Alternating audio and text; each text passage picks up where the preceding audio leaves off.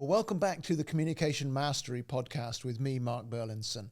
This is where we unleash the power of understanding to build bridges and not boxes. And I trust this is being valuable to you as you build teamwork in your business, as you invest in the way you communicate with others to turn a profit or to increase the progress towards your vision and your mission. And teamwork only grows when we can communicate effectively. That's why we meet together like this. And today what I want to say to you is that nobody listens to information unless they can engage with what its purpose is or what its outcome will be for them. Once somebody recognizes where this information is of benefit or of value in their specific setting, then they will engage. But most of our communication is wasted because we fail to command attention. And so I want to talk today about how to command attention in your communication. And I don't mean by being over-dramatic, because sometimes being over-dramatic is just as wasteful as being underwhelming. And I had a friend one time who every time they spoke would say, and this is very important. And every time they said something, they would emphasize it with, and this is very important. And it got to the point that I didn't listen to what they were saying or to them saying, this is very important, because it became so over-dramatic that I just tuned it out. So when I talk about commanding attention, I mean capturing somebody's energy, capturing somebody's focus in a way that enables them to really hear, to take in deeply below just the surface level of what it is you need to communicate, what it is you need to convey. So there are three very helpful ways to command attention in business communication, and I want to share them with you this morning. So number one would be to start with a compelling hook, a little bit like I did at the beginning of this episode when I said, nobody listens to information. You're like, what? Wait, this is a communication podcast. Why would I tell you that nobody's listening? It's to grab your attention to say, well, what is he going to say next? To get to the point quickly, but to avoid jargon and overly complex language. That means that people will not have to work to understand you, but you're capturing them with that first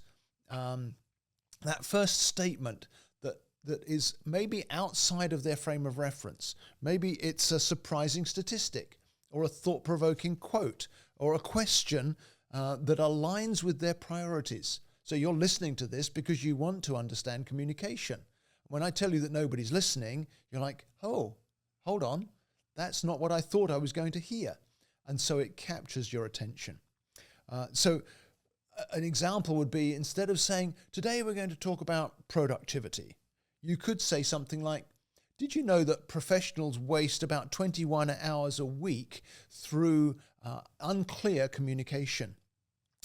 That's grabbing your attention because it's like, wow, is it as big as that? And so starting with a compelling hook will always help you to command attention in the interaction. I already mentioned a little of this, but the second way to command attention is to be concise and clear. So I said about getting to the point quickly with that commanding hook, that compelling hook at the beginning of your statement or your beginning of your interaction. But you need to continue that clarity through the rest of your interaction with a person or with a meeting or with a group, with a presentation. When people don't have to work to understand you, then you can keep their attention more easily. If you say something too complex, then it's going to send them off to think about what you said, and they will lose track of paying attention to what you're saying next. If you have a clear structure where you start with the main takeaway and then you break it down with some supporting details, that's going to help them to track with you. And provided you don't add too much content, then they'll continue to work with you, continue to follow you as you make the point you need to make. Adding too many details is always going to distract people. You need to keep it concise. You need to keep it clear. The common way of explaining how to present something is tell them what you're going to tell them. That's a simple and concise introduction. Then tell them, and then tell them what you've told them. So So a final short summary of what you've said. Those techniques of keeping it clear are really going to help you to command attention in your next meeting.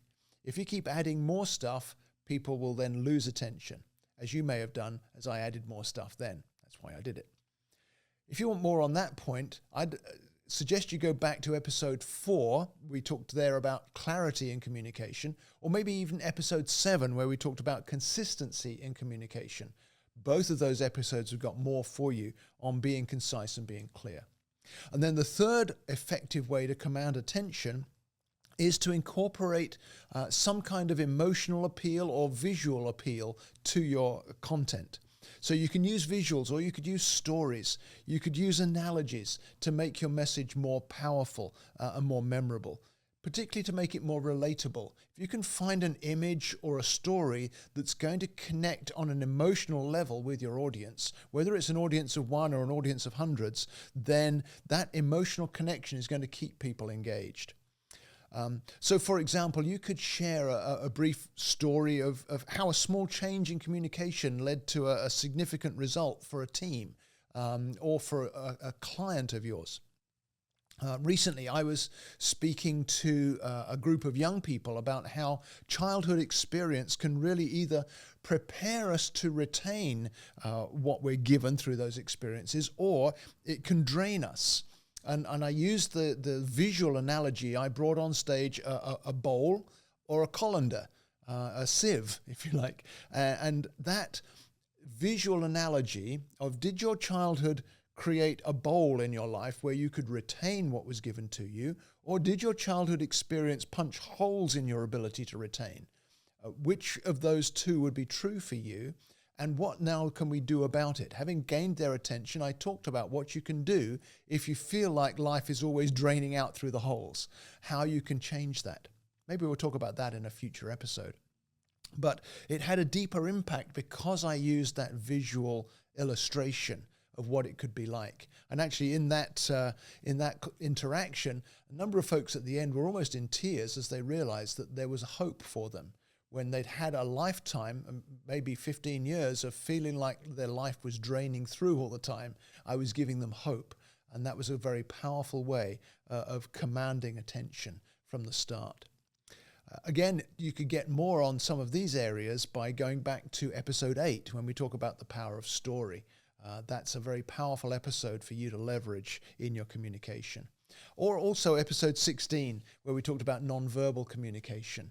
Some of the techniques and the tips in there are helpful to you as you command attention in your next interaction. So if you know someone who hasn't subscribed to our podcast yet, I'm sure it's not you, but maybe you know someone, why not text them now and use that share episode link in your podcast app to send them a link to this episode and say, hey, why don't you subscribe to this? Let's talk about it together. And if you're not getting my regular emails, you could go to my website, scroll down a little, look for the free business communication paper button. It's partway down the homepage on my website at markburlinson.com. If you subscribe there, you'll get the business communication paper right away, and then you'll get a weekly email from me with more communication tips. So I'd encourage you to do that if you haven't done so already. So until next time, command attention, build bridges, and I'll see you next week.